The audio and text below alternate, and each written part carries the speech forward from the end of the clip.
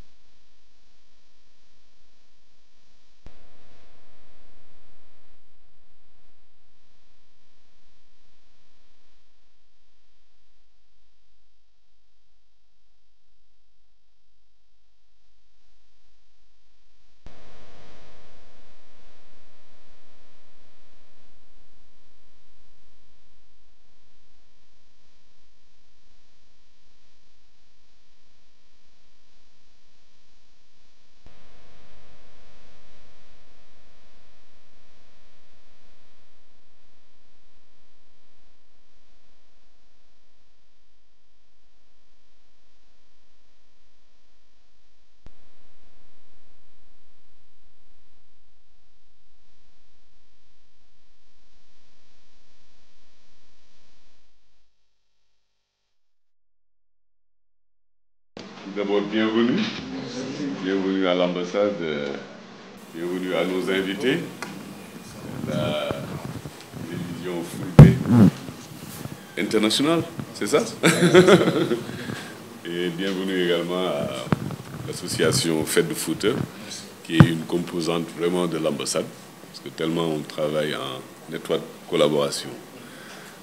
Juste un mot donc, de bienvenue, pour dire que donc, ça fait vraiment plaisir à l'ambassade de vous accueillir ici, avec les collaborateurs, en présence de l'honorable Bintesek. Donc, je vais peut-être donner la parole au président donc, de l'association pour qu'il fasse les présentations.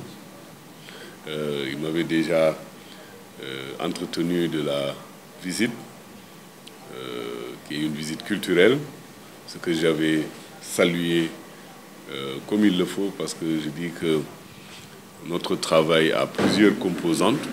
Il y a eu un travail diplomatique, il y a un travail politique, il y a un travail social, mais il y a aussi un travail culturel. Or, la venue de la télévision est un élément important de ce volet, du volet culturel, parce que ça nous permet à la fois de montrer les diverses facettes de notre culture, la culture sénégalaise, et aussi de pouvoir rappeler aux personnes qui sont là et qui n'ont pas souvent l'occasion de retourner au pays, des éléments de cette culture. Donc vraiment, c'est avec plaisir que nous vous accueillons ici en tant que représentants des autorités sénégalaises en terre gabonaise, mais aussi en tant que relais des populations sénégalaises établies ici. Merci. Donc je vais donner la parole au président de l'association. Je sors. Merci. C'est comme son Excellence a dit. Il a tout dit. La relation entre la communauté sénégalaise ici et l'ambassade du Sénégal en général se comporte bien. Et nous sommes venus aujourd'hui, c'est pour vous saluer et vous présenter aussi nos hôtes qu'on attendait depuis. Et vous remercier aussi, puisque depuis qu'on a entamé leur venue, jusqu'à présent, vous avez vraiment travaillé un travail vraiment remarquable que nous reconnaissons tous. On vous remercie tous et on remercie aussi toute la communauté sénégalaise aussi. Vraiment, nous sommes satisfaits. Et on ne va pas quand même, je ne vais pas être loin parce que je crois que je vais passer à d'autres personnes, mais quant à la présentation, on va donner à notre chargé de relations extérieures pour qu'il fasse la présentation. Donc, assalamu alaikum wa rahmatullah. Assalamu alaikum. Tout d'abord, nous remercions son Excellence. Nous remercions tous les membres de l'ambassade, comme à l'accoutumée, toujours disponible, son Excellence. Depuis son arrivée ici au Gabon, ce que nous avons remarqué d'abord, c'est sa disponibilité. C'est un homme qui est toujours disponible. Quand l'ambassadeur parle à nous en tant qu'association, en tant que représentant, un jour il m'a dit, professeur Wad, à tout moment, si vous avez des préoccupations, n'hésitez pas, à n'importe quelle heure. Quand son Excellence vous dit ces mots par rapport à ce que vous représentez, par rapport à votre association, à tout moment, et il a toujours matérialisé ceci. Parce qu'il arrive par mois, on échange à 22 heures, parfois même à 0 heure. Donc, c'est montrer sa disponibilité, mais aussi sa diplomatie. C'est un diplomate de carrière. Ce qu'il fait à notre endroit, c'est ce qu'il fait pour l'ensemble des Sénégalais. C'est ce qu'il fait pour l'ensemble des Sénégalais. Parfois, on dit, mais Excellence, il dit, oh, professeur, je ne fais que mon devoir. Je ne fais que mon devoir. Effectivement, ce n'est pas toujours facile de reconnaître ce que tu es en train de faire, tu fais ton devoir. Si chacun faisait correctement son devoir, je crois que tout allait mieux, dans le meilleur des mondes. Mais nous pouvons dire que nous pouvons le citer en exemple. Ce que nous avons vu ici, c'est un exemple. Et nous souhaiterions que ça soit ainsi partout dans le monde. Parce que les Sénégalais sont partout, les Sénégalais sont à travers le monde.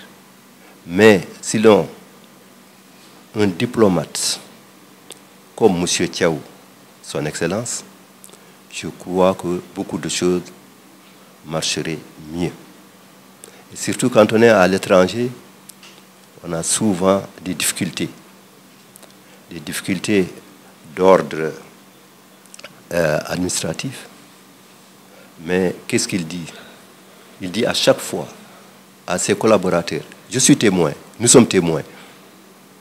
Tout ce qui peut se faire immédiatement, ne ramenez pas ça à demain. Tout ce qui peut se faire, faites. Ne renvoyez personne. Et surtout encore, quelle que soit la manière dont il est arrivé ici, essayez de l'accueillir. Essayez de le comprendre. Et surtout quelqu'un aussi qui vient par exemple des chantiers. Il se pourrait peut-être qu'il a quelque chose qui l'accule. Il est venu donc essayer de le satisfaire. Ça, il nous a toujours dit. Mingo pular kalan mi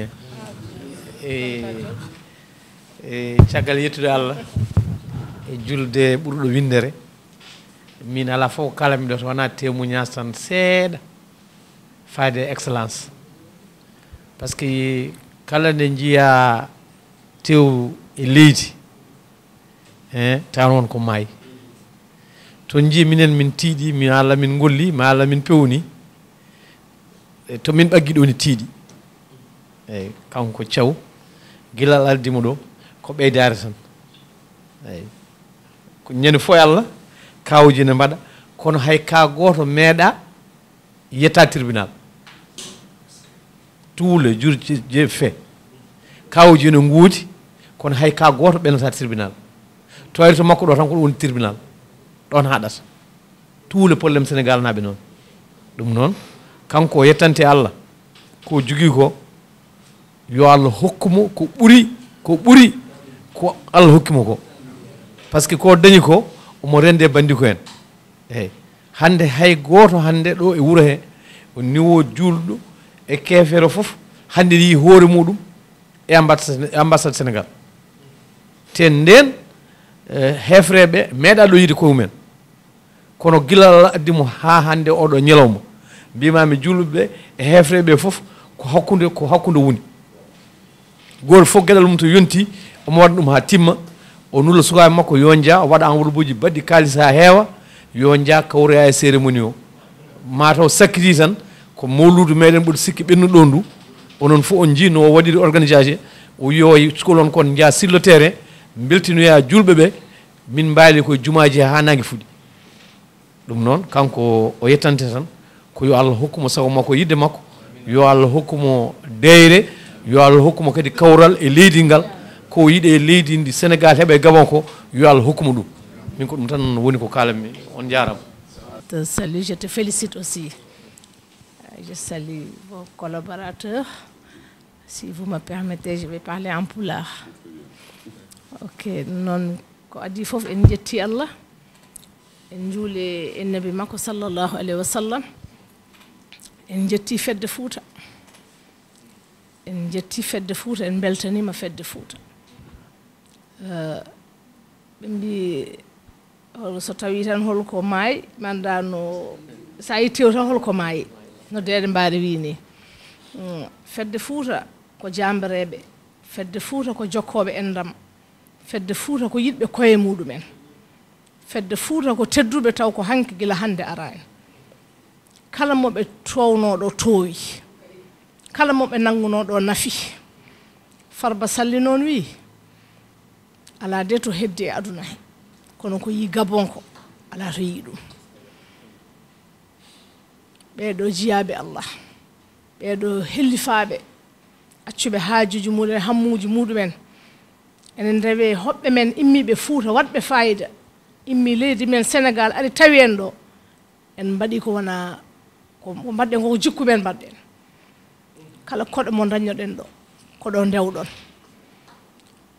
son gintiɗon on gaddiɗo ambassadeur excellence arde salminde e arde galle men ɓuri wonde défaut fof ngara e leydi a yettaki galle ma onon nde garɗon nde gadduɗon ɓe koye galle maɓɓe galle baaba galle Sénégal naɓe fof ndendi Allah rokki en ɗo noon laamɗo leydi biyeteɗo président de la république hono Macky Sall mo suɓantako en ko boni addani en excellence monsieur Thiaw gila Dakar nde dossier makko arata ɗo ko dow tabal tawme ɓe mbi ay oɗo jahowo Gabon on dañimo hono mun ala mbimi alhamdulillahi rabbil alamina jettode godani ko Allah kadi nde Allah addimo ɗo yimɓe fof jii monsieur Thiaw excellence ambassadeur sa faani momi ko ñiiƴe makko ɗe gaɗotoɗa yiide kala ƴoƴƴo nanɗo ɗo o heɗoto kala kangaɗo nanɗo ɗo o heɗoto o anda hakkillaji yimɓe ɓe fof ɗo tolni ɗo ala fof mo bismaki ɗo e ngoɗo wuuro min komi député sortant ne gonmi e liggeyam mi meeɗa noddude mo téléphone o ƴettani taw koye nafoore leydi ndi e yimɓe Sénégal naaɓe diaspora kala dañɗo hen décès kala dañɗo hen probléme somi noddimo tan o noddat Moïse Sarr o dari ko darde makko wande fayida yimɓe ɓe fof yettima ɗumen yimɓe ɓe fof teddini ɗumen omo andi golle makko kanko ko Allah joƴƴinimo ɗo ko Sénégal naaɓe joƴƴinimo ɗo omo yi ɗum ha timmi ko diplomate kono omo andi rôle mol makko kadi en beltanima Allah en beltanimomo onon noon mbiyama bisimilla moon e leydi moon fedde Fatoumata Binta ne salmini on kadi ne bismi on ene caggal fedde Fouta ha waali weeti assalamu aleykum wa rahmatullahi taala wa barakatuh. Je voulais réitérer vraiment mes remerciements pour l'ensemble des personnes qui sont là. Tout d'abord, donc, les membres de la délégation, au premier rang desquels donc, le directeur général, parce que je sais que, comme c'est lui le chef, tout ça n'aurait pas pu avoir lieu s'il n'avait pas vraiment mis sa main là-dessus. Donc, à travers lui, c'est tous les membres de la délégation. Et Dieu a fait que donc aujourd'hui, Madame Seck, honorable députée, donc qui revient juste de Dakar, soit témoin aussi donc, de cette rencontre. Je dis pourquoi Dieu fait bien les choses, parce que c'est quelqu'un avec qui, l'une des premières personnes que j'ai connues quand je suis arrivé, parce que je suis arrivé ici il y a 2 ans, et avec qui aussi, pendant tout ce temps-là, pendant tout le temps, il était en activité au niveau de l'Assemblée, tous les jours, nuit et jour. On a travaillé ensemble, toujours pour essayer de trouver la meilleure formule pour régler donc, les problèmes des Sénégalais. Et ça aussi, c'est un témoignage que je voulais faire devant vous. Mais je ne fais que réitérer aussi ce que le président de la République lui-même, moi j'étais témoin, il n'a pas tari d'éloge à son endroit. Au moment même où elle d'ailleurs quitté ses fonctions, en présence de celle qui l'a remplacée et qui a travaillé aussi avec nous ici. Donc pour dire que aussi, ce n'est pas seulement peut-être elle, parce qu'elle est représentante donc, de tous les Sénégalais qui sont au niveau de la diaspora, tout comme je représente également le Sénégal pour tous les Sénégalais qui sont établis ici. Et que je ne fais pas de distinction. J'en ai fait un peu au début pour faire de foot, parce que c'est une association aussi, il faut le dire, que je félicite vraiment pour tout le travail qu'ils font sur le terrain. J'ai parlé de l'honorable député, mais eux aussi, je crois qu'après honorable député, c'est peut-être la première association que j'ai connue, et qui, depuis lors, le professeur Douard a raison, chaque fois, donc ils aident parfois même sans que moi je ne sois au courant. Donc parce que c'est eux qui sont sur le terrain, c'est ce que je dis aussi à tout le monde, à mes collaborateurs, à tous les Sénégalais que je reçois ici. Je leur dis souvent qu'ils sont plus ambassadeurs que moi, je ne le suis. Parce que c'est eux qui sont en contact avec la population, c'est eux qui sont au marché, c'est eux qui sont dans les maisons. Chaque fois que, par exemple, un Gabonais rencontre un Sénégalais, sans connaître l'ambassadeur, il le considère comme un ambassadeur parce que tout ce qu'il voit en lui, c'est ce qu'il considère comme étant le Sénégal. Et que donc, à chaque fois aussi, je me réjouis que les appréciations soient extrêmement positives. Je pense que ce n'est pas mon travail, c'est le travail donc, de tous les Sénégalais qui nous ont précédés et qui ont laissé des marques indélébiles ici. Je pense que le Gabon, c'est une terre particulière pour les Sénégalais. Ce n'est pas pour rien que Serigne Touba, Cheikh Ahmadou Bamba, quasiment s'est fait connaître à partir d'ici. Parce que si aujourd'hui on parle du Magal de Touba, c'est le départ à un exil, Et cet exil s'est effectué ici. Et c'est une terre vraiment qui est très symbolique pour les Sénégalais. Il est vrai, ils sont nombreux, mais je ne retiendrai vraiment que ça, c'est-à-dire cet aspect positif, parce qu'il y a partout des problèmes, partout à travers le monde.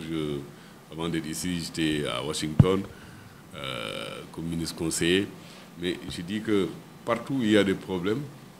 Mais ici, ce qu'il y a de bien, c'est qu'il y a beaucoup de relais, beaucoup d'associations, que ce soit des associations culturelles, que ce soit des associations religieuses. Les imams, on a vu cette semaine 2 guides religieux qui sont là. Donc, il y a une forte cohésion, une forte entente à travers donc, ces relais-là qui fait que le travail de l'ambassade aussi est beaucoup donc, atténué par ces relais-là. Donc je voulais vraiment les remercier. Le président l'a fait, le président Ali Bongo, qui est le président de la République gabonaise, l'a fait devant le président. Il lui a dit que donc, les Sénégalais, ils ne sont connus que pour le travail. Ils ne doivent pas avoir de problème ici. Devant le président Macky Sall l'a rapporté. Moi, j'étais présent.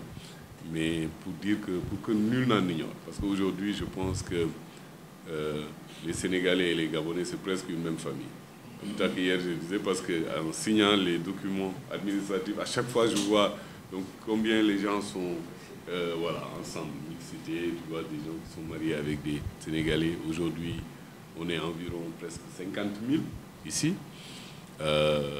Les étudiants gabonais au Sénégal, c'est la première communauté estudiantine.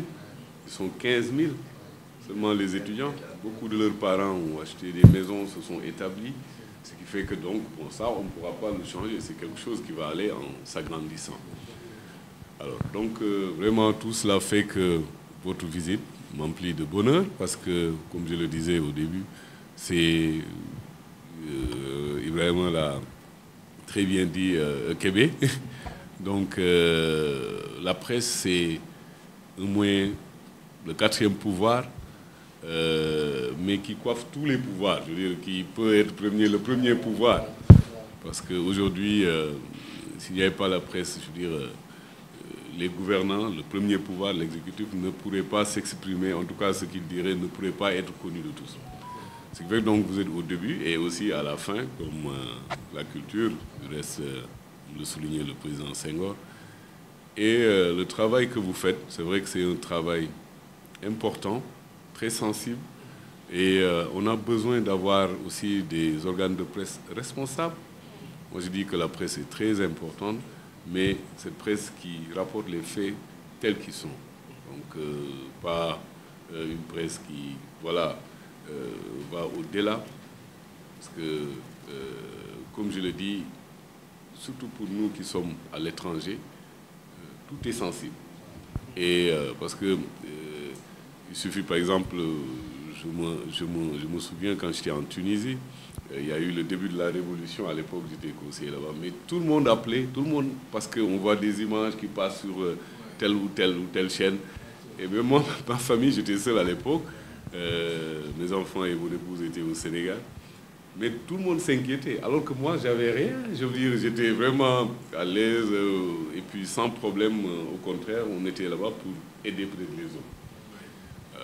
Donc, pour dire que parfois aussi, les informations doivent être, en tout cas, traitées de la manière la plus responsable pour que aussi les populations, surtout quand ça concerne l'extérieur. Parce que je l'ai dit cette semaine à un autre organe de presse pour ce qui concerne nos compatriotes qui sont en Guinée équatoriale et qui actuellement traversent beaucoup de difficultés compte tenu des contrôles qui sont en train d'être effectués là-bas. C'est très difficile, mais il y a d'un côté donc leur protection, la protection consulaire, mais il y a aussi la réglementation du pays d'accueil. Ça, si on ne le prend pas en compte, on risque parfois de causer des problèmes aux Sénégalais qui sont même là-bas.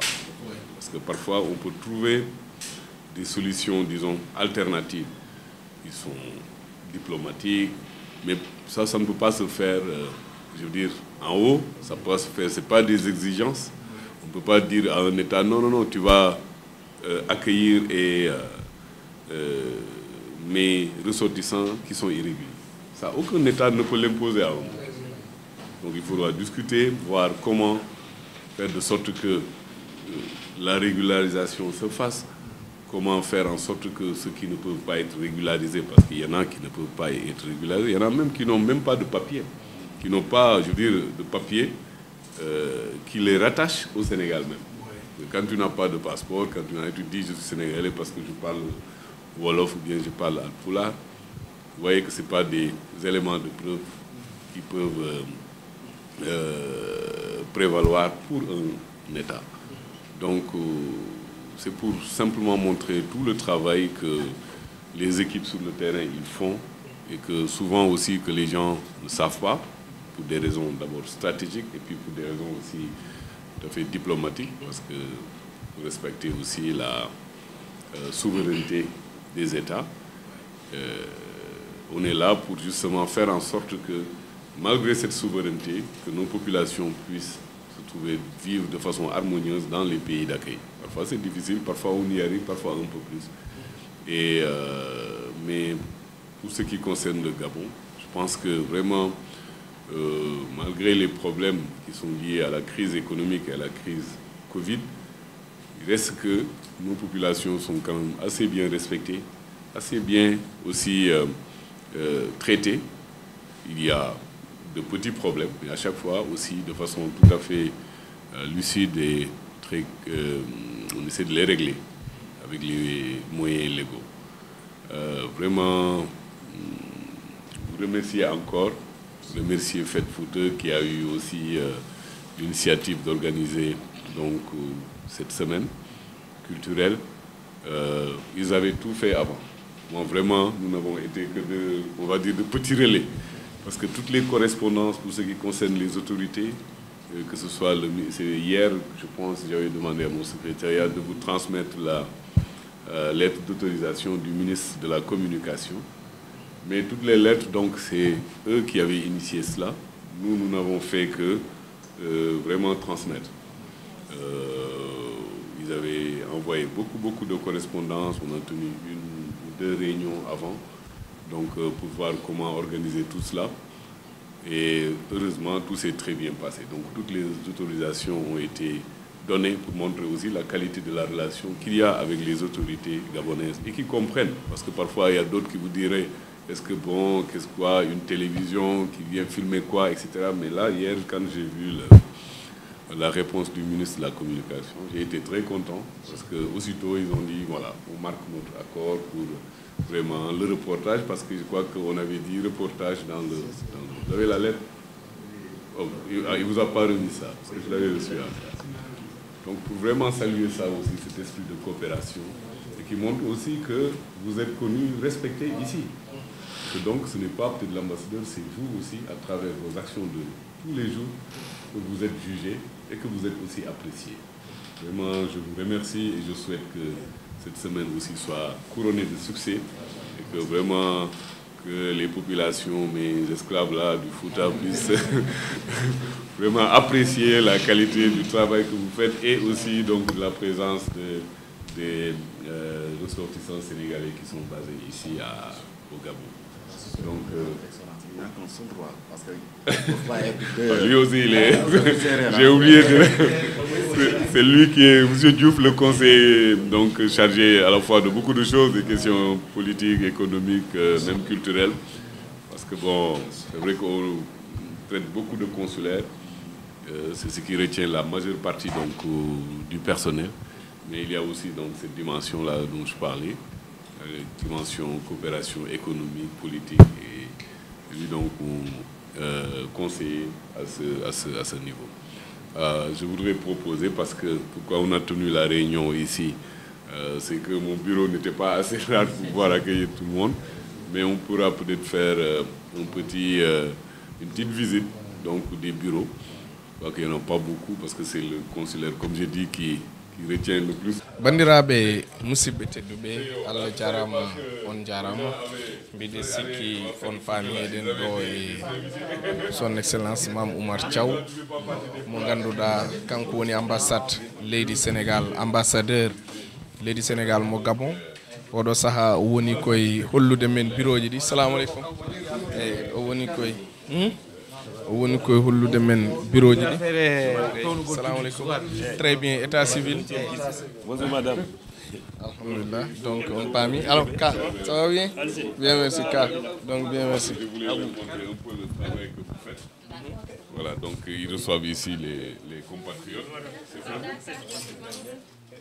alors donc bandiraɓe on paami ha hande ko ambassadeur o C'est assez light. ah oui alors salamu aleykum oui donc Que ce soit pour des extraits de naissance, pour les papiers administratifs. Et aussi, c'est parce qu'on a mis ça. oui donc c'est ça on paami ɗo yimɓe jotto so ngari ena pada et tout oui Tout ce qui est papier administratif.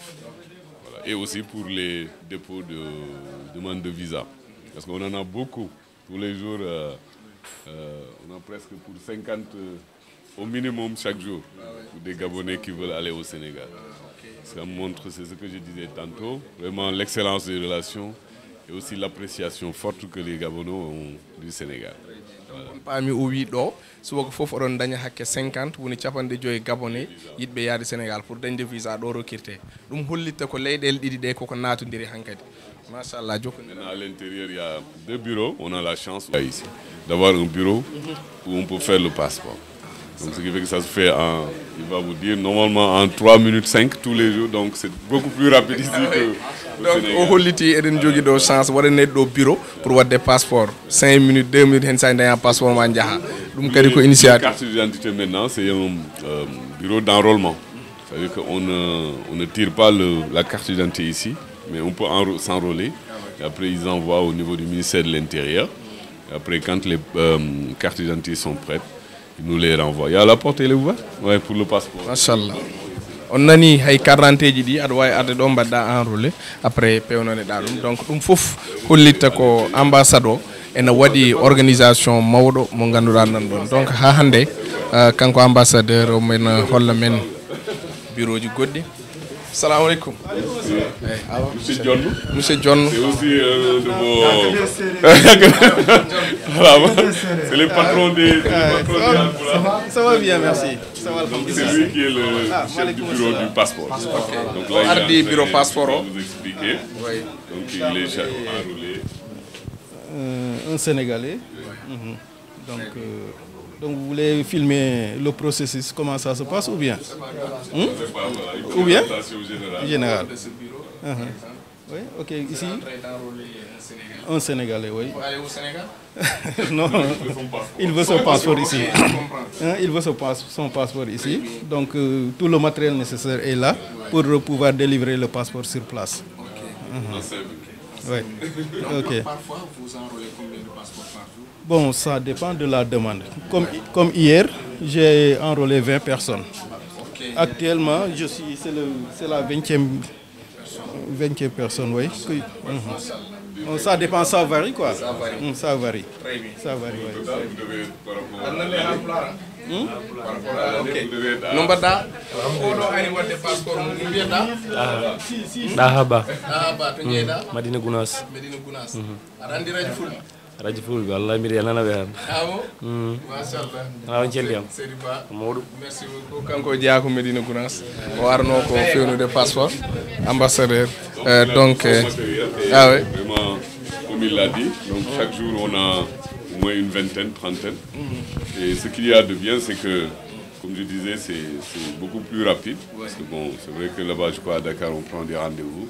Finalement, auprès de lui, on ne prend pas de rendez-vous. Les gens, ils viennent et en fonction donc de leur rang d'arrivée, il les fait le passeport. Et je pense que, surtout après, on leur remet ça. Je crois qu'il n'y en a pas beaucoup. Il y a ici, à New York, il y a Abidjan, voilà, au Maroc. donc omo wiyanno New York en Abidjan en Maroc en ɗo ene jeeya hen Gabon sa ari tan ɓe pewnanma passeport ma ƴettata rendez-vous ƴetta hay hunde donc omon hollitino hanki tan o waɗi presque 30 mi anda 49 hande aussi o fuɗɗorima 20 nogas o waɗi taw guila subaka donc ɗum hollitta ambassade Sénégal ɗo e Gabon vraiment ene jogui efficacité mawɗo donc en ɓennat yesso gaccen ɗo séréer o fofto seeɗa alors ba jarama alors allez Donc, salam alaikum. Donc, c'est des policiers. Ok. Qui font les passeports et les cartes. Non. Ici, c'est Chef Gueye. Salam alaikum, chef. Voilà, du ministère de l'Intérieur.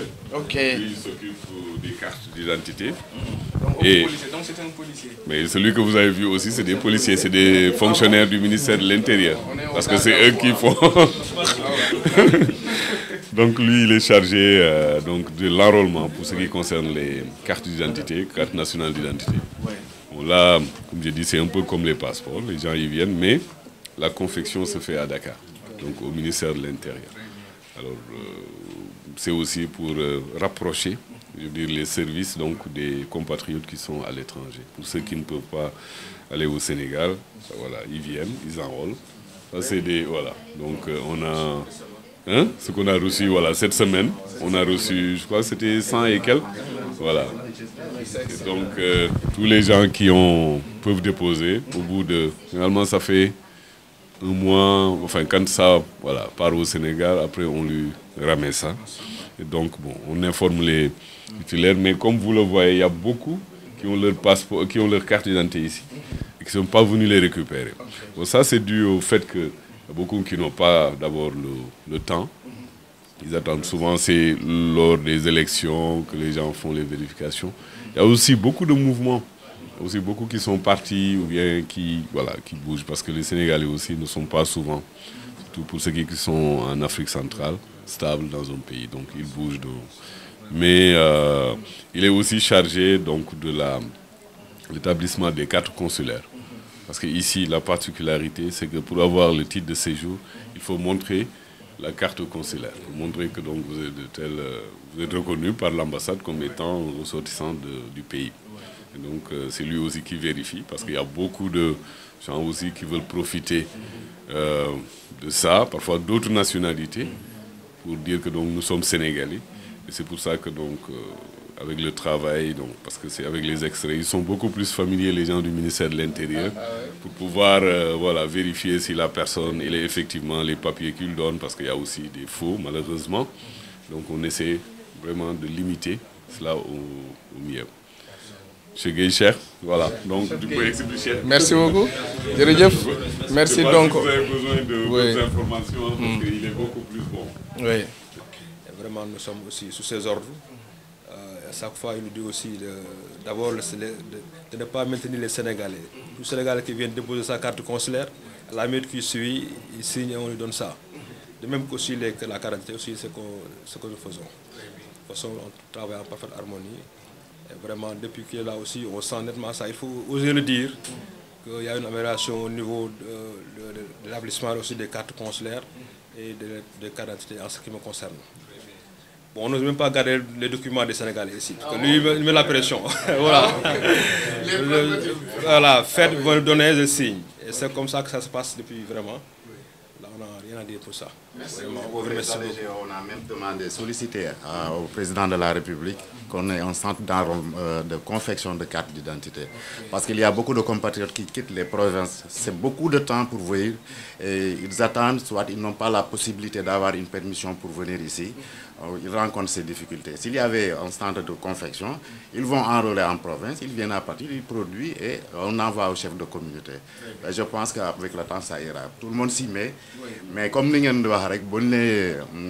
comment dire, est-ce que mbok yaa ko wax ambassadeur ñun ñooy mbokam ñu ko gën a sës bu dee baax na nag ñun ñoo ko mën a wax loolu rek laa jërëjëf on ji ɗo ko carte d'identité ji Sénégal naaɓe pewnte ɗo e vraiment ɓe kolliti ene yaawi ɗon e ɗon keɓa ɗum donc on ji ɗiɗo fof ko parɗi e ɓen mbaɗa erango aussi kanko ambassadeur omo wiye yoɓe ngaran par ce que on ji nanɗo kewɗi woni hen paɗata ko ha élection e ko way noon donc alors que fewnama Paris ɗum noon encore une fois merci beaucoup on ji ambassade Gabon nana waɗa fonctionner.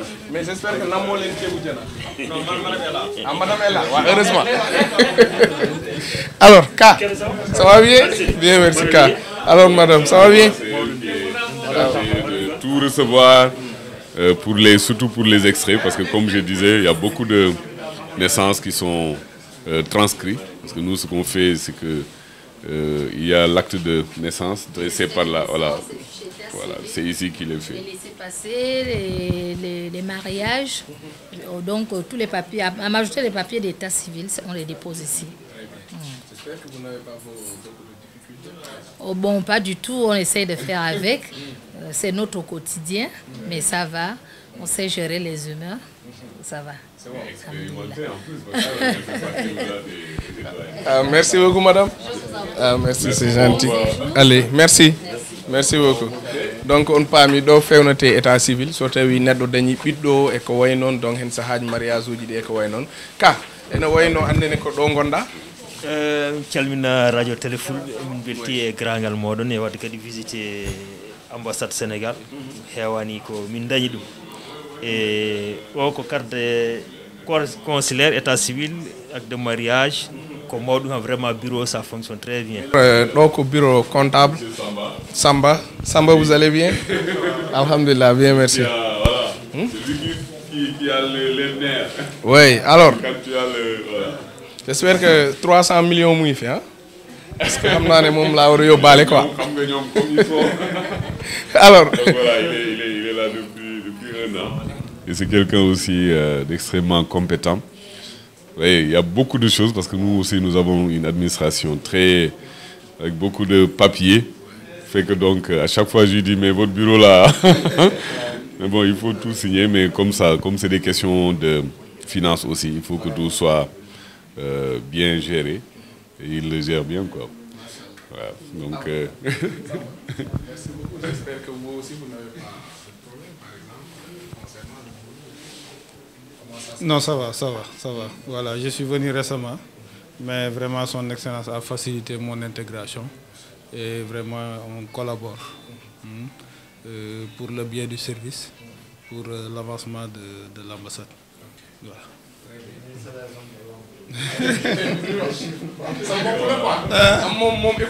Ah ok. Alors machallah on paami ha hande ko kanko ambassadeur ardi donc on mon holla men ha hande ɗum hollata vraiment ko ambassade o vraiment woni koye disponibilité sénégal naaɓe par ce que guila nane en jii tourné ji ɗi omono yaaha dow o tello less kadi o ngabbo bureau par bureau pour hollude radio ngo baboy ambassade son excellence vraiment holliti simplicité holliti aussi ko neɗɗo mo ganduɗa joɗni ɗo ko sénégal naaɓe tehi saabu guila nane ko kanko yahata omo ardi délégation donc bisimilla mi arta e ma. Le colonel, il n'est pas en tenue. Ah, oui, salam alaikum. Chef, Naïndef. Alhamdulillah. On a la chance d'avoir un attaché militaire. Mon colonel. Colonel Faye, Aliou. Mes respects. Hein? Ça va bien? Alhamdulillah, Faye. Bien, merci. Alhamdulillah. Bien, merci. Voilà, c'est la radio-télévision Fulbe International. Donc, qui nous ont fait l'honneur avec la tenue, c'est pas grave. Voilà, bon, après, de toutes les façons. Voilà, le colonel Faye. Non, c'est pas obligatoire. Vous êtes sous les ordres du civil, donc. Ils sont sous les ordres de leur bourg. Ah bon, voilà, l'épouse. Ah, donc, Machudo de Serrane. Donc, vraiment, je suis là pour gérer mes Machudo. Ça va, Naïndef? Alhamdulillah. Alhamdulillah. Alors, mon colonel, j'espère que l'idée est météo. Bon, météo, météo. Vraiment, alhamdulillah, santé yalla bu baax. Xam nga soy ndigal la ñoo xamne neex nañu liggéeyal. Vraiment dara du fa metti. Yalla def na vraiment nous sommes une bonne équipe qui sont vraiment tous vraiment nous savons pourquoi nous sommes là. Xam nañ lan mo ñu fi indi.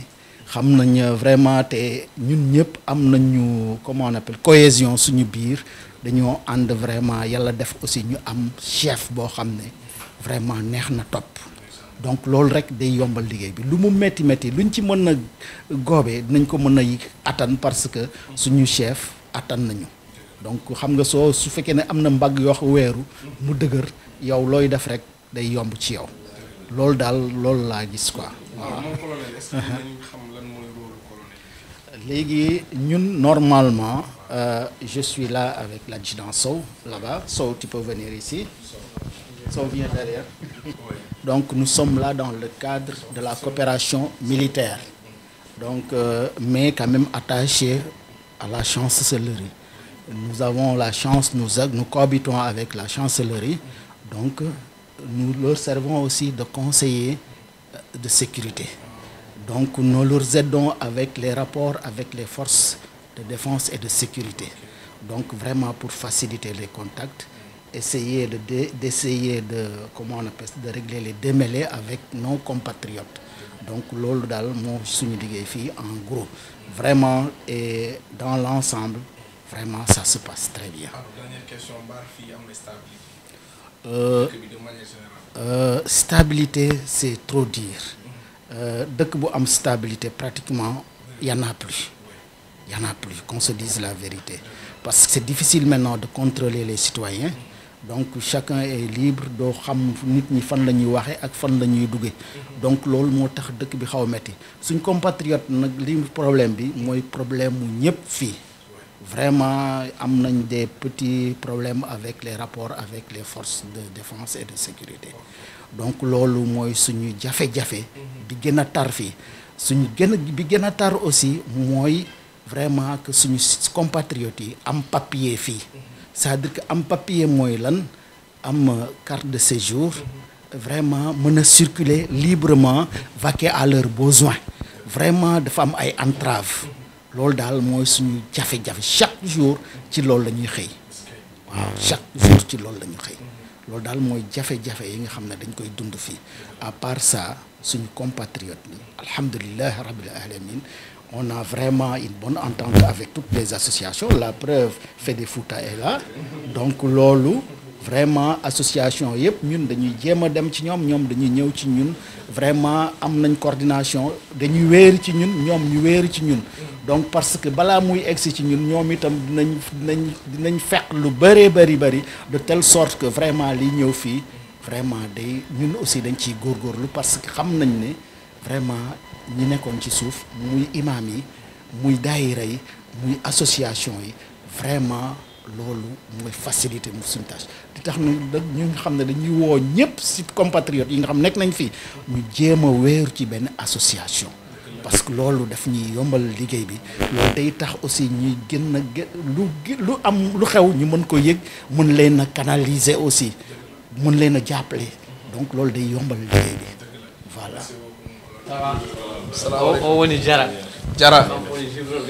Ah? Secret gallo ko kango jogi chiffreur. Est-ce que chiffreur machallah Jara. Ñu ngi lay ziar bu baax. Radio Télé Fulbe International. Jërëjëf Jara. Merci beaucoup. Oui. Oh, yaa fa de. C'est le responsable du service consulaire. Alors, mais actuellement, donc, en attendant, parce que son bureau c'est en bas, en attendant, donc, il m'assistait un peu pour quelques dossiers. Ah, peut-être à la radio-télévision, Fulbe, donc oublie, s'il te plaît. Ah, mais maintenant, comment est-ce que d'autres bras ça va bien? Pointe noire. Ah, moi j'ai déjà pointe noire, hein? Voilà. Oui, toi là, je faut la magie. S'il te plaît. Ah, oui, c'est vrai. Honneur la magie. Ah bon? Ah oui. Ça va. Donc ha hande koy ambassadeur ardi en holla men oui ɗo ko bureau ambassadeur o donc mbiɗa sikki on paami machallah donc on paami ɗo woni bureau makko ɗum noon bandiraɓe musidɓe tedduɓe gonɗen ɗo koye bureau ambassadeur kanko ha hande guila subaka no mbirunoɗen ni ko kanko ardi délégation radio télé fulɓe international rewi makko hande en mbaɗi visité prex ambassade o foof e garrogol makko donc ko weltare no fewi ɗum noon Allah jarama jarama cheikh nan ɗon bandiraɓe musidɓe tedduɓe yeɓiyankoɓe RTF woni télé men télé fulɓe on paami eɗen ɗo e leydi Gabon gonɗen ɗo noon koye ambassade mo leydi Gabon eɗen kuccodiri e ambassadeur men ambassade leydi Sénégal ɗo e Gabon eɗen kuccodiri noon e ambassadeur men monsieur Thiaw donc caggal noon nde waɗani men visite woni ƴewɗen ambassade o foof on jii dendagal golloɓe e galle o joni noon eɗen jiiɗi waddude makko yewtere heeride hay soko minute aji 15 ɓuuren famodirde e makko so allahu lamɗo jaaɓi. Excellence, ginnaaw bañ la nuyoo kontaan trop ci visite bi ñu defal ci ambassade bi. Question bu njëkk rek moom mooy gis nañ fële ci aéroport nga yónni fa sa ñaari élément yoo xamante ne vraiment lu ñu marqué la, ñu taxaw trop dimbali délégation bi. Loolu nag dafa fekk ne Fête de Fouta Gabon moom moo ñu invité fii ci Gabon, mais lan moo waral taxawaay boobu avant tout d'abord. Donc d'abord ma nuyu la monsieur Kébé ak délégation rajo international rajo télévision Fulbe international yëpp, à commencer par le directeur général ak ñëpp ñu nekk ci rajo ak télévision.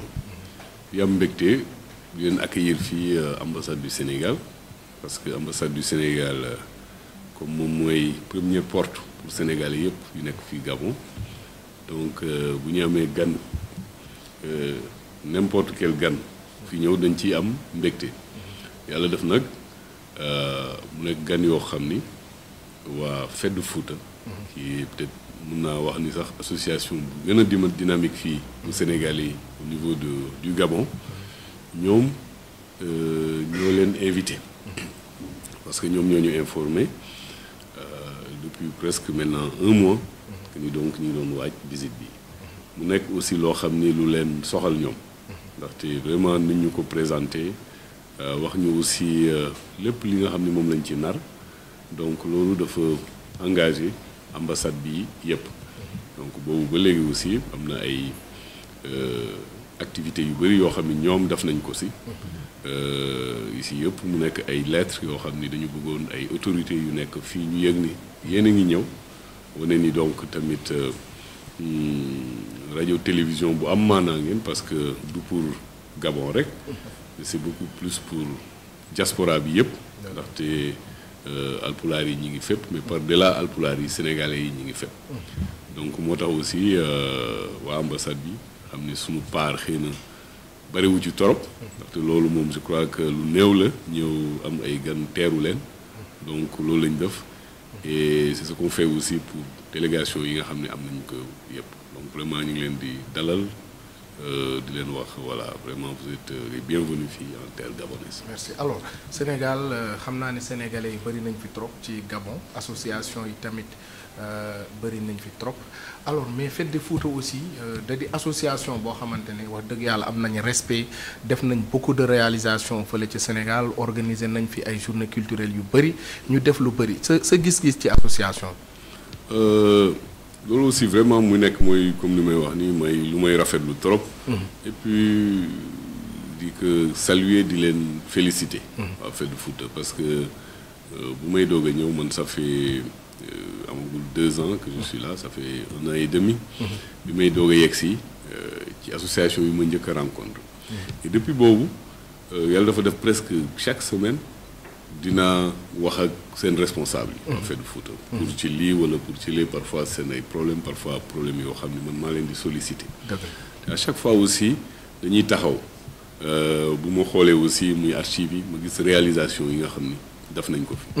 yaa ngi koy wax léegi ci li ñuy liggéey fii à travers seen membres yi, mu nekk pour coopérative, mu nekk pour jàppale sur le plan social ñi nga xam ni dañuy génn àdduna, ñuy def les transferts de dépouilles. li ñu ci dépensé je crois que may ñëw ñu may wax presque ay 80 millions par année. Donc muy wane aussi te nekkul ci benn chaque année, donc muy répété. Donc loolu aussi nekk liggéey bu am solo. boo xam ne bu fekkee ni am nga donc association yu mel noonu yow nga nekk ambassadeur yu bëri dafay nekk dañ la koy wàññi ci sa liggéey. laay wax chaque fois ma ne ñoom vraiment ay relais lañu. parce que ñoom ñoo ëpp xëy na lu ñuy wax ak suñu compatriotes yi nekk fii. ñoo ëpp aussi li ñuy jokkoonteel ak problème yi nga xam ne am na fii. donc te yëpp aussi ñoom ñooy njëkk a trouver parfois ay solutions. Généralement man bu may yëg sax day fekk ni xëy na vraiment loo xam ni la dama ko war a yëg rek. mais yi yëpp nañ ko lijjanti balaa mën ma ko yëg. pour montrer aussi vraiment qualité wu coopération bi nga xam ni am naa ko ak Fête de Fouta surtout, mais avec toutes les autres associations yi nga xam ni ñu ngi fii, muy association culturels yi nekk association religieuse yi ndaxte imam yi aussi dëgg fa yàlla ñoom aussi liggéey bu mel noonu la ñuy def aussi à leur niveau voilà. alors naka nga gisee dundinu sénégalais yi fii ci Gabon parce que xam nañ ne y a beaucoup de nationalités mais aussi ñun bañ fi ñëwee gis nañ sénégalais yi lu gën a bëri ci boutique yi ñoom ñoo ko yor def nañ fi ay réalisation vraiment tabax fi ay kër tabax fi ay jàkk ak lu nekk seen dundin fii j'espère que am du dundin bu metti bon xam nga dund bi fépp la méttee léegi je veux dire Amérique laa jógee peut-être que foofu la gën a méttee peut-être que nit ñi duñ ko wax et tout mais fii li si ëpp solo mooy li ma wax léegi ci Feddu Fuuta mooy sunu compatriotes yu nekk fii sont ñoom ñëpp presque ñi si ëpp ci informel bi la ñu nekk mooy dañuy jaay boutique ñenn ñi nekk ay ouvrier ñenn ñi nekk donc surtout ay commerçants alors Gabon aussi nekkoon dëkk boo xam ne ñu bëri aussi amoon nañ fii seen teranga mais depuis année yi passé donc dafa am loo xam ni moom moo frappé ñëpp muy crise économique pare Covid bi teguwaat si donc fii mu métti woon fii parce que presque dañu toog ñaari at yoo xam ne dañu tëju nee naa bon bu may jël service mu fekk ñu nekk couvre-feu boo xam ni 15 heures def naa lañ doon arrêté fii donc nit ñi kenn génn kenn liggéeyu loolu aussi tax ba nga xam ni aussi mën-mën yi Sénégal yi lu bëri def si wàññeeku mais taxul aussi ñoom parce que Sénégalais te loolu la ñëpp aussi reconnaître ñi nga xamee mooy seen dignité ak aussi mu nekk ñoo xam ni ay jàmbaar ci liggéey lu may wax ni du sumay wax rek parce que même si gis naa ko autorités yi nga xam ne ñoom ñoo nekk fii Gabon ñoom ñoo ko njëkk a wax bi ci mujjee muy le président Ali Bongo Ondimba le président Macky Sall ñëwee nekk réunion loolu la wax ne Sénégalais yi waruñu fi am fii benn problème parce que ñoom ci liggéey dong lañ leen xamee donc loolu aussi nekk témoignage boo xam ni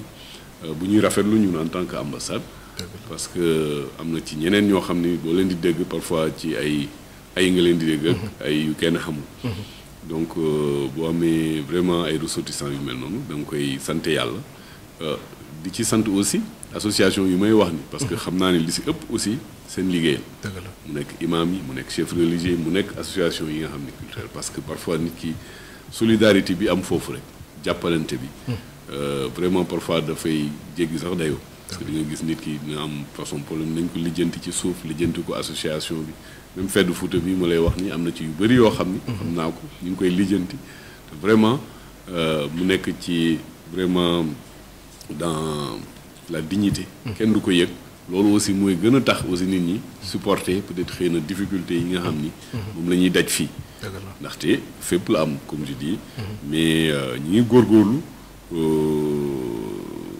góorgóorlu état bi aussi mi ngi ciy def lu mu mën parce que nee naa ni même bu fekkee ni dañuy am parfois kersa parfois peut-être que pour sax wax yenn yi da ngay dem ba mujj gi doo ko mën a téyeti donc ambassade bi aussi mi ngi ciy def waaram parce que nee naa ni fii li si ëpp mooy consulaire genre maanaam fexe jàppale ànd ak citoyens yi nga xam ne ñoom ñooy citoyens sénégalais yi nekk fii seen ay problème ak yooyu mais ak aussi sur le plan social donc fii boo xoolee ñi gën a suma chef service consulaire bi mi ngi nii mais li ñuy gën a intervenir ci loolu waaw dañuy dimbali ñenn ñi pour ñu ñibbiwaat parce que ñu bëri aussi mënutuñ fi toog ndax conditions yi am na ñeneen ñoo xam ne aussi pour des raisons de santé ndaxte tamit voilà fii demeewul noonu ñu bëri aussi dañ fi kii parce que dañ fi yàgg ñenn ñi fi yàgg fi dañuy liggéey ba retraité enseignants yi amoon nañ fi ñenn ñi nga xam ne aussi seen ay boutique la ñu yore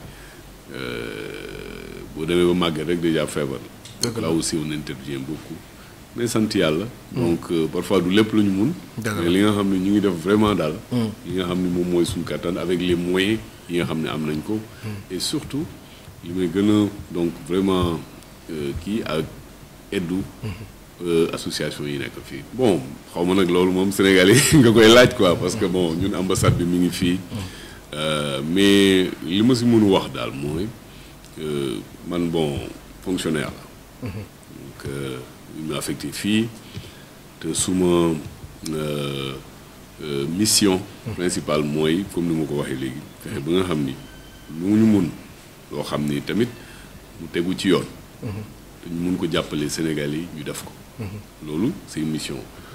l'autre mooy fexe ba nga xam ne suñu coopération ñun ak waa Gabon fexe ba nga xam ne mu développé wu ci domaine yëpp nag mu nekk domaine économique mu dama nekk domaine politique mu nekk domaine culturel loolu moo tax aussi mu am may rafetlu donc seen teewaay. parce que yéen aussi ay vecteurs ngeen ay relais par rapport ak loolu ci aspect boobu culturel.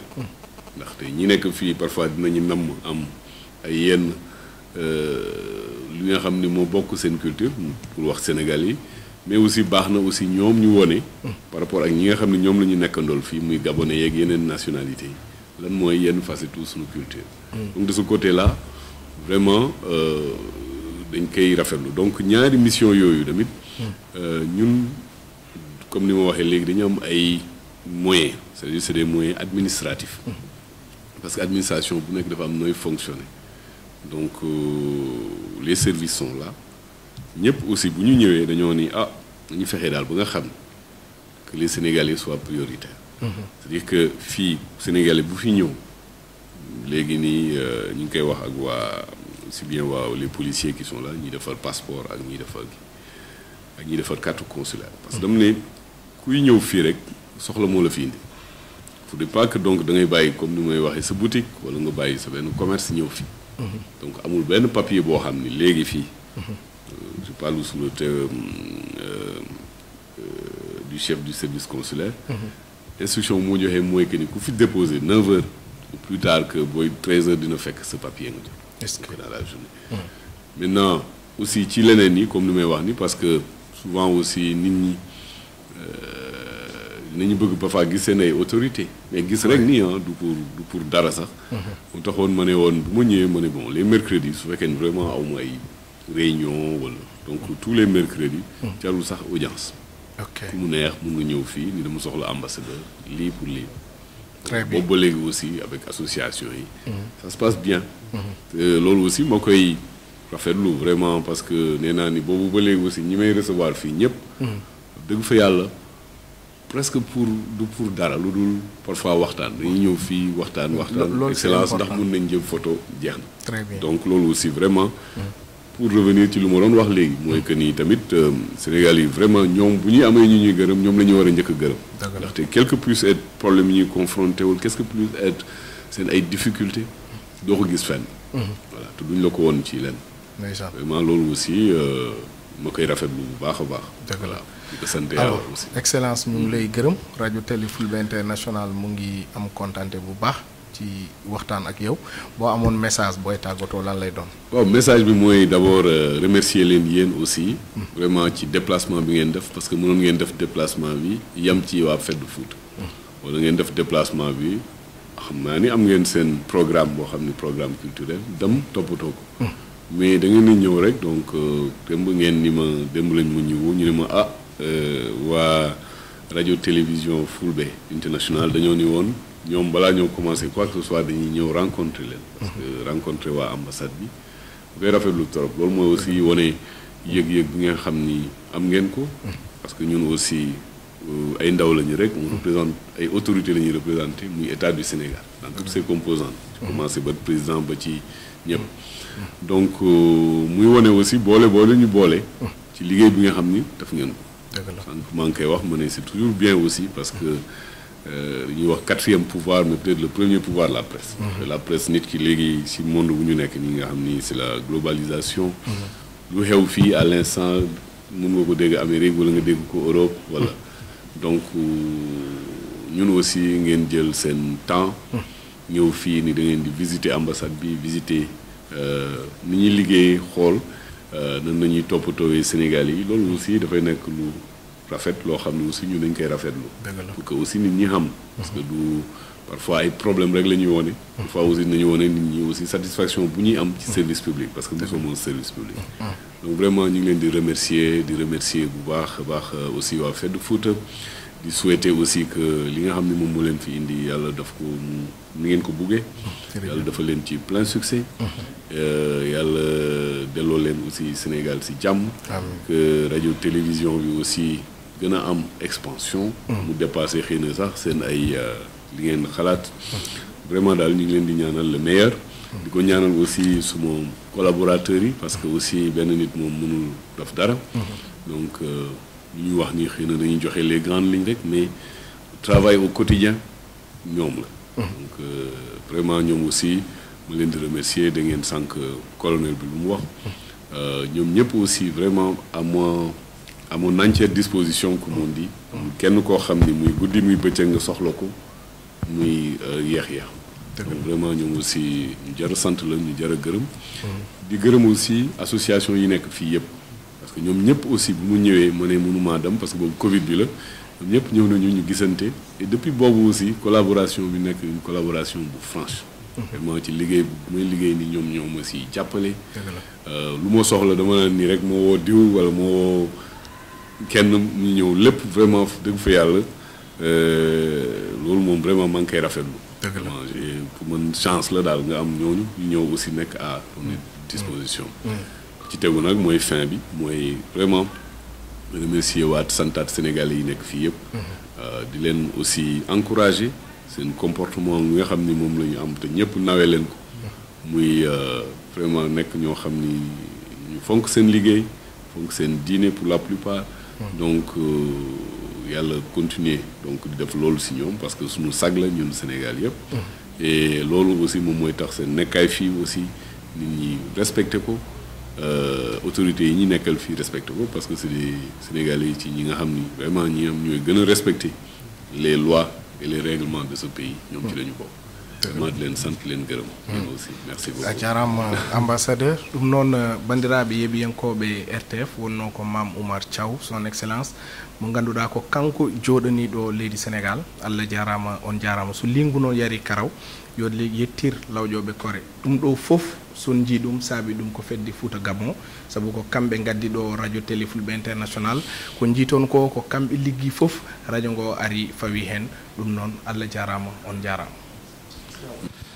donc pratiquement lu ñu waroon wax yëpp wax nañ ko donc lu dul sant la bu baax di la gërëm ci disponibilité bi ak accueil bi donc lu ñuy naan nit ki baax na fekk ay mbokkam ñoo ko wax donc lu ñu dégg fii dal na suñu xel bu baax a baax parce que tey ñoom ñooy sa dëkkandoo te ñoom ñoo seede ci seen gémmiñ ñu ne tey taxawaay bi nga am envers ñoom donc ñu ngi la ci sant bu baax a baax donc lu savant bi doon wax l'intellectuel c'est celui qui met son intelligence à la disposition de sa communauté loolu nga fi def loolu lañ fi wax donc vraiment suñu ñëw bu ñuy jógee Sénégal ba ñuy yegg si amuñu ci benn jafe-jafe seen taxawaay rafet na seen service yëpp gis nañ leen vraiment xel bu dal lañ fi am donc lu ñuy naan booy dugg ci kër da ngay jaar ci buntu donc buntu bi ñun jaar nañ ci Fedde Fouta ñoom it ñu am hauteur ak grandeur yëgal leen suñu ñëw fii donc vraiment rafetlu nañ bu baax a baax seen taxawaay donc rajo télé Fulbe nag international comme ni ñu ko waxee Souleymane Diallo la mais Ablaye Ali Diallo lañ gën a xam donc rajo bi judd na lu ñuy naan li président Senghor doon wax la culture est au début et à la fin de tout développement donc ñun Sénégal ñu am lu ñu aadawoo moom mooy cousinage à plaisanterie bi mu fi duggee léegi yaa ngi ñuy tooñ naan ñi suñu jaam yi alors que tey say buur ñoo la seet si donc loolu mooy sookul yi nga xamante ni moom la fi suñu maam yi bàyyi woon looloo tee Sénégal donc fi yeneen réew yi di amee ay jafe-jafe diggante ethnie yi muy créer ay guerre donc ñun loolu yàlla dimbali nañu loolu suñu maam yi bàyyi woon dañ ko war a consolider donc loolu moo waral rajo télévision Fulbe international juddu ñu delloo siwaat ñun lu ñu moom mooy suñu culture mais li président Senghor doon wax enracinement et ouverture donc président Macky Sall bu mu gisee loolu gis taxawaay bu ñuy def ak lu ñuy jouer envers la société mu recevoir ñu ba may ñu fréquence télé bi donc tey lu ñuy naan Fulbe yi ils sont pratiquement partout à travers le monde donc tey ci seen liggéey mën nañu wax ni télé bi mu ngi à votre disposition bépp message walla politique bi ngeen bëgg a véhiculer ñun en langue pulaar rajo bi moo ngi à votre disposition donc on sait que communauté bi yaatu na fi am na ñu ci dégg ñu ci majorité bi pulaar la ñuy gën a dégg ñii seen wolof setul wala ñii seen français setul mais tey lépp li nga xamante ne ñoo ngi ko doon def vu que la communauté Peul est très répandue et très représentative donc ñun mën nañ nekk relais pour jàppale leen ci seen mission donc jàppale leen mooy jàppale suñu bopp donc wax dëgg yàlla kontaan nañ bu baax a baax a baax ci lii donc weetuñu suñu xel yi dal na donc di leen jaajëfee bu baax a baax a baax Seydi Thiaw a jaaraama donc hono no mbiɗen ni donc min jettino feewi son excellence caggal salminde dendagal ko woni ɗo hen donc son excellence monsieur Thiaw e jaɓɓugal makko bangal fayida o waɗani min donc no mbiruɗen nane ni so tawi neɗɗo o ene wiya ene moƴƴi ya taw ko hoddiɓe mum walla bandiraɓe mum kaali donc ɗum ɗo ko onon kaali min nani hande ko onon goni hoddiɓe makko donc so tawi on kaali ɗum ɗo ɓeydima dejje hakkillaji men donc emin gandi ɓiɓɓe sénégal naɓe nana e jaam ha tenti noon e enen wiyoɓe mbimi donc ɗum ko yettere allah no fewi no fewi eɓe mbiya noon yiide ɓuuri nande mbi yiide lawol gotol ɓuuri nande laaɓi ujunere walla laaɓi sappo ko baaba wiyatno ko ma en jii ɗum ɗo ken yiiɓe vraiment e simplicité makko vraiment accueil mo waɗani min o udditande min dame ɗe donc guila e départ ha ɗo tolniɗen ɗo hen darde mabɓe wonde fayida no mbiruɗen ni galle saɗa naata hen koye damal natirta en juumani nde fedde fulɓe invité men ɗo hen dewɗen kaye lawol kamɓene ɓe gandi fodde ɗo foti rewede haɓe jettini ɗum son excellence donc guila toon ambassadeur ambassade mabɓe noddi min ina kalan min ko fate lawol ngo hoto min kul donc min kulani min paayan donc ko yettere allah no fewi rutti mbiɗen ko radio télévision fulɓe international hono no kewɗen wiide ni nene disposition mabɓe ko wallodirde e mabɓe tawno ko mbiɗen ko sénégal ko dendiragal ko ɗum jogui leydi sénégal donc ɗo leyɗele keddiɗɗe dañata caɗele guerre hakkude leƴƴi enen sénégal so pullo yi séréer ko toñodiral en jii no naati jonde ko fijirde e jaleɗe